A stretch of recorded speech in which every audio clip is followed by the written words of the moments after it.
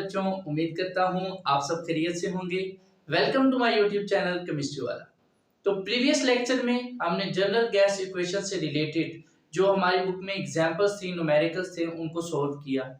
आज की इस वीडियो में हम एक्सरसाइज के जो क्वेश्चंस हैं, खास तौर पे जो इम्पोर्टेंट है एमडी कैट के हवाले से, ई कैट के हवाले से, या कोई भी एमसीक्यू रिलेटेड आपका कॉम्पिटिटिव एग्जाम है और खास तौर पे जो बोर्ड पॉइंट ऑफ व्यू है, उस हिसाब से जो इम्पोर्टेंट न्यूमेरिकल्स हैं जो जनरल गैस इक्वेशन के अंडर आते हैं, हम उनको स्टडी करेंगे। तो पहला है हमारे पास एक्सरसाइज का क्वेश्चन नंबर 17। आप इसको साथ साथ नोट कर लीजिए, समझ लीजिए जैसे आपका दिल करे।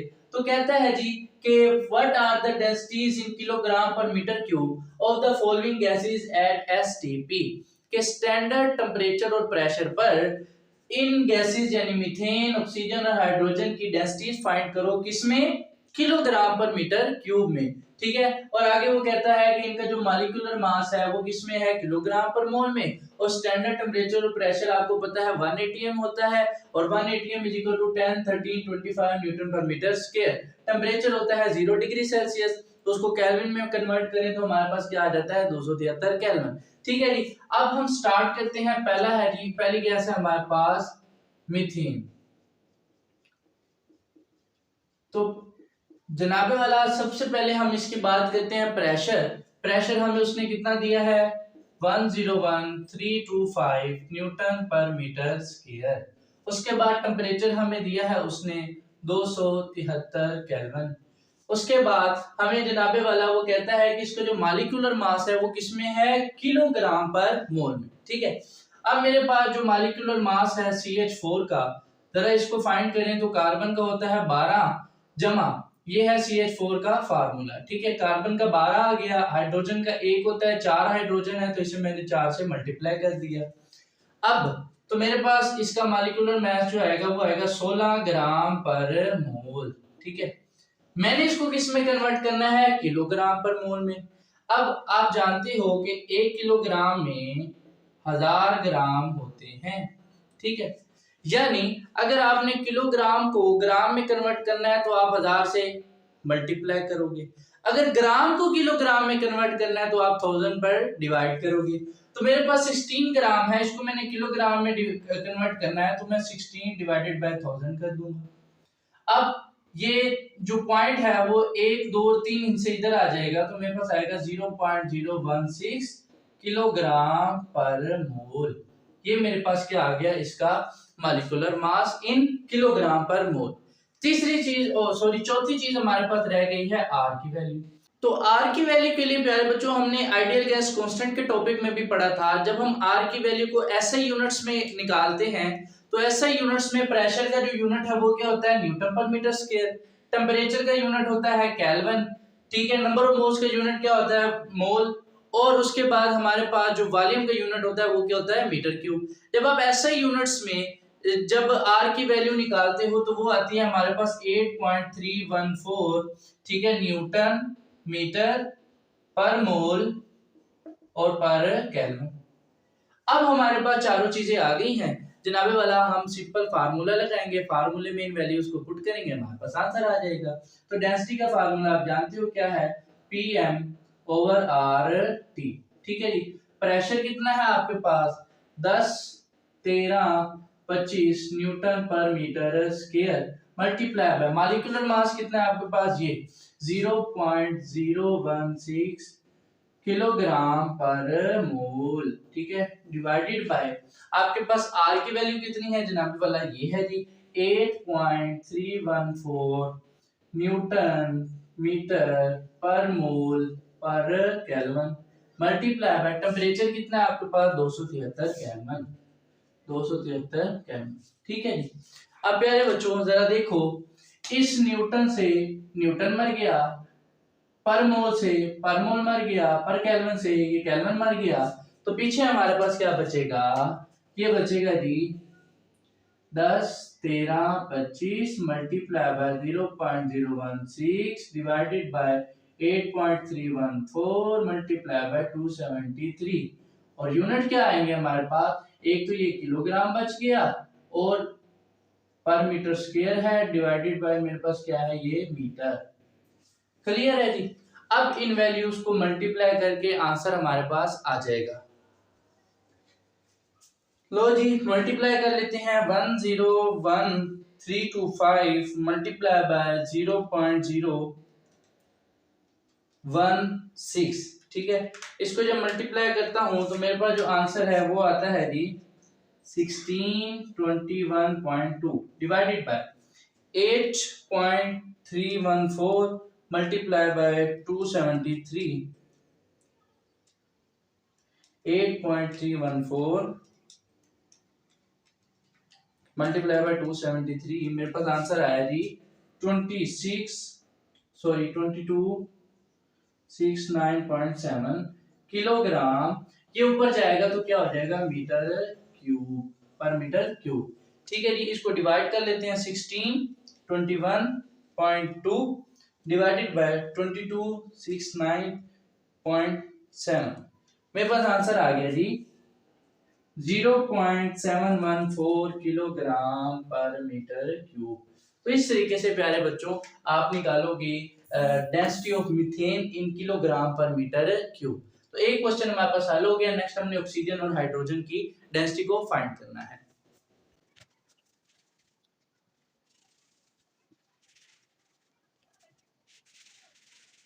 मेरे पास जो डेंसिटी है वो है 0.714 किलोग्राम पर मीटर क्यूब। ठीक है, नेक्स्ट हमने फाइंड करनी है जी डेंसिटी किसकी, ऑक्सीजन की।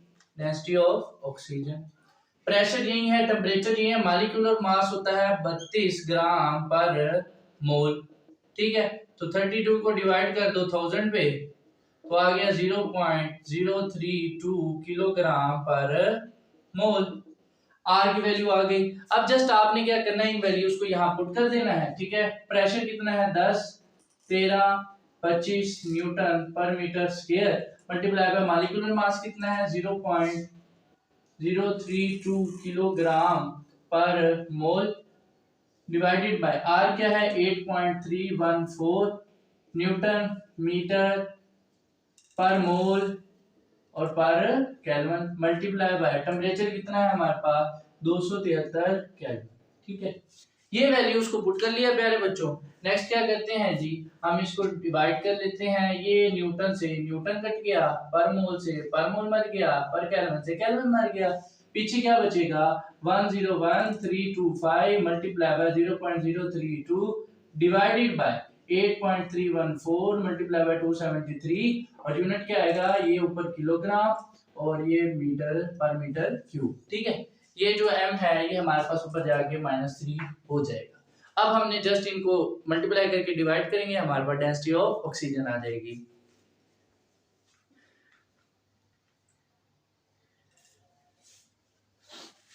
तो 101,325 मल्टीप्लाई बाय 0.032 इसका आंसर आया जी मेरे पास 3242.4 डिवाइडेड बाय 8.314 मल्टीप्लाई बाय 273। ठीक है, इसका आंसर आया जी 2269.7। तो इसको डिवाइड कर लेते हैं 3242.4 डिवाइडेड बाय 2269.7। तो ये मेरे पास जवाब आ गया 1.428 किलोग्राम पर मीटर क्यूब। ये डेंसिटी आ गई मेरे पास ऑक्सीजन की। ठीक है जी, जस्ट आपने ये क्या करना था, मोलर मास को जब आप ग्राम पर मोल से किलोग्राम पर मोल में कन्वर्ट करते हो तो आपको यूनिट्स में ही पता लग जाता है कि डेंसिटी हमारी किस में आएगी, किलोग्राम पर मीटर क्यूब के अंदर। ठीक है, तो यहाँ पे ऑक्सीजन की लिख लेते हैं, क्या ये 1.428 किलोग्राम पर मीटर क्यूब। ठीक है, नेक्स्ट प्यारे बच्चों हमने फाइंड करनी है किसकी, हाइड्रोजन की। ठीक है, प्रेशर सेम है, ये चेंज हो जाएगा तो इसको मैं सिर्फ मिटा देता हूं।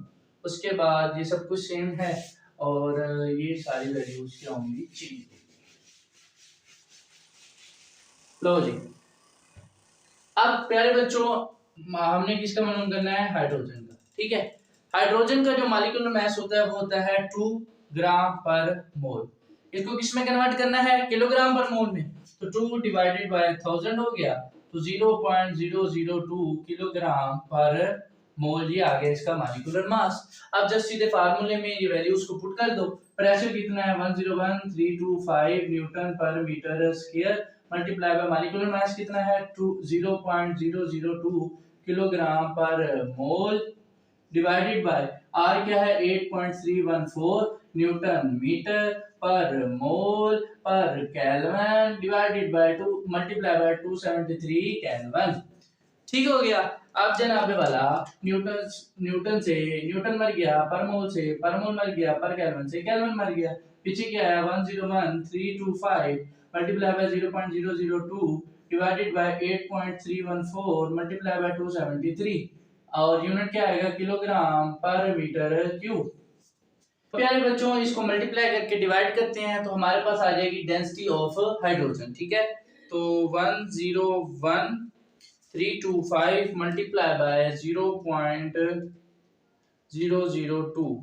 ठीक है, इसका आंसर आया मेरे पास 202.65 डिवाइडेड बाय, ठीक है, 8.314 मल्टीप्लाई बाय 273।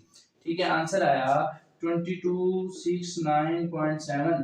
ठीक है, इसको डिवाइड कर लेते हैं 202.65 डिवाइडेड बाय 2269.7। ठीक है, आंसर आ गया मेरे पास 0.0892 किलोग्राम पर मीटर क्यूब। ये मेरे पास डेंसिटी आ गई हाइड्रोजन। ठीक है, तो इसको जरा जो है मैं मिटा देता हूं। अब आंसर मैं जरा यहां लिख लेता हूं 0.0892। ठीक है, किलोग्राम पर मीटर क्यूब। तो ये तीनों डेंसिटीज मेरे पास आ गई हैं। तो इस तरीके से प्यारे बच्चों आप स्टैंडर्ड टेम्परेचर और प्रेशर पर आर की वैल्यू को मद्देनजर रखिए कि आपने कौन से यूनिट्स को इस्तेमाल करना है, उनको देखकर आप अपनी जो है डेंसिटी किसी भी गैस की उसको फाइंड कर सकते हो। अब नेक्स्ट हमारे पास एक छोटा सा क्वेश्चन है, बहुत ही इंपॉर्टेंट है एग्जामिनेशन पॉइंट ऑफ व्यू से, कि आप इन डेंसिटीज का मवाजना करें in proportional to their molar masses के। मोलर मैसेज के हवाले से इन डेंसिटी का क्या करें, मवाजना करें और हमें एक ऑर्डर बताएं कि किसकी डेंसिटी ज्यादा है किसकी कम है।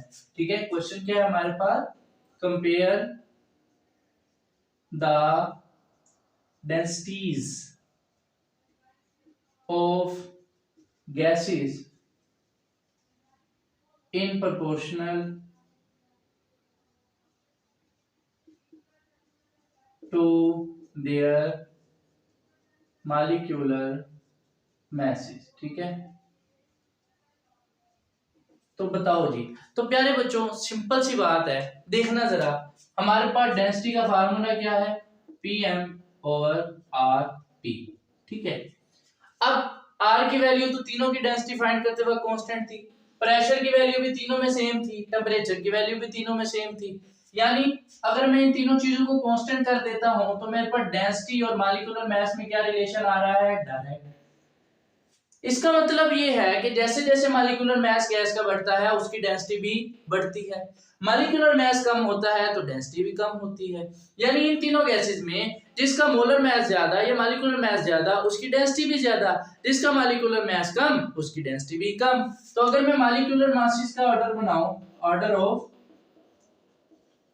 मॉलिक्यूलर मासेस, तो आपको पता है ऑक्सीजन का जो मॉलिक्यूलर मास था वो कितना था 32, मीथेन का 16, हाइड्रोजन का 2। तो ऑक्सीजन का सबसे ज्यादा है, उसके बाद आ गई आपकी मीथेन गैस, उसके बाद आपकी क्या आ गई हाइड्रोजन। इसका 32, इसका 16 और इसका 2। अब जिसका मोलर मास ज्यादा या मॉलिक्यूलर मास ज्यादा उसकी डेंसिटी भी क्या होगी ज्यादा। इसीलिए डेंसिटी का मैं बताऊं अगर ऑर्डर ऑफ डेंसिटी, ठीक है, तो वो भी मेरे पास क्या आएगा कि डेंसिटी ऑफ ऑक्सीजन जो है वो सबसे ज्यादा, उसके बाद डेंसिटी ऑफ CH4 आएगी, उसके बाद मेरे पास आएगी डेंसिटी ऑफ हाइड्रोजन। तो इस तरीके से आप इस रिलेशनशिप से बता सकते हो कि जिस गैस का मॉलिक्यूलर मास ज्यादा होगा उसकी डेंसिटी ज्यादा होगी। ये था जी हमारा क्वेश्चन नंबर 17। आई होप आपको क्लियर हो गया होगा। अगर कोई मिस्टेक है या कोई सजेशन है या कोई बात समझ नहीं आई तो आप कमेंट सेक्शन के अंदर पूछ सकते हैं। मिलते हैं नेक्स्ट लेक्चर में, तब तक अपना ख्याल रखें। खुदा हाफिज।